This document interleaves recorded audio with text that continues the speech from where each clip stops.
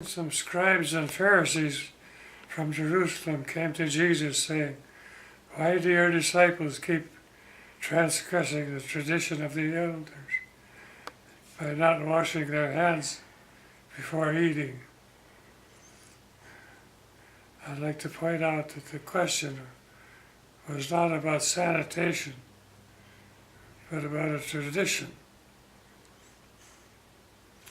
And why do you also keep transgressing the command of God by your tradition? He asked.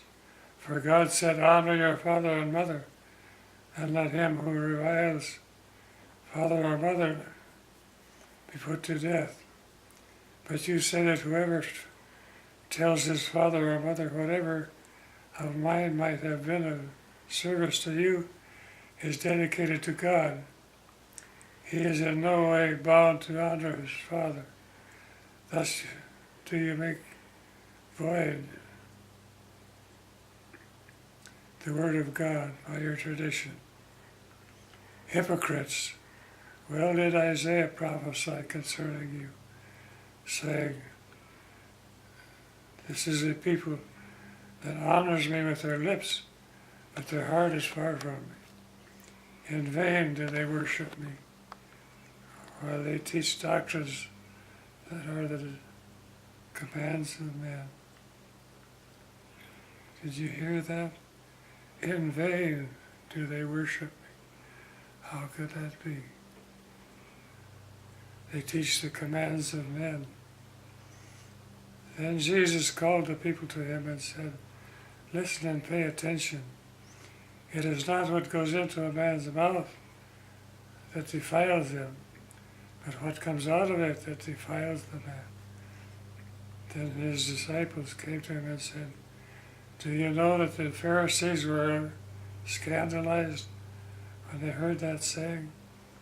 He replied, "Any plant that my Father has not planted will be uprooted. Let them alone. They are blind men leading blind men. And if one blind man leads another, both of them will fall into a ditch." And Peter said to Jesus, "Explain the parable to us." He answered, "Are you still without understanding? Do you not know how all that goes into the mouth passes into the stomach and is afterward evacuated? While what comes out of the mouth comes from the heart, and that is the thing that defiles the man. For out of the heart comes forth evil thoughts, murder, adultery, unchastity, and perjury, slander. These are the things that defile a man. To eat with unwashed hands does not defile a man." Jesus then left that place and withdrew into the region of Tyre and Sidon. Behold, there came to him a Canaanite woman into his parts. She wailed loudly, saying, "Pity me, Jesus, Son of David. My daughter is possessed of an evil spirit." But he answered her not a word. Then the disciples came up and kept beseeching him. "Send her away," they said, "because she wails after us." In reply he said, "I was not sent except to the lost sheep of the house of Israel." But the woman came and knelt to him and said, "Lord, help me." He answered, "It is not seemly to take the children's bread and throw it to the dogs. Throw it to the little dogs." "True, Lord," she said, "but even the little dogs eat the crumbs that fall from their master's table."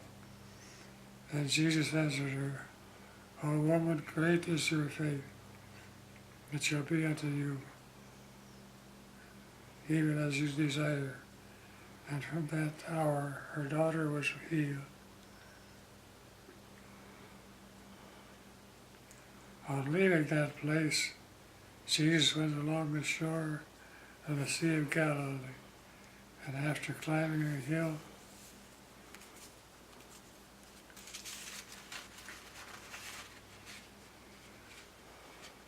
took his seat there. Great crowds came to him, bringing him the crippled, the blind, the maimed, and the dumb, and many others. They laid them at his feet, and he healed them. So that the crowd wondered when they saw the dumb speaking, the crippled walking, and the blind seeing, and they glorified the God of Israel.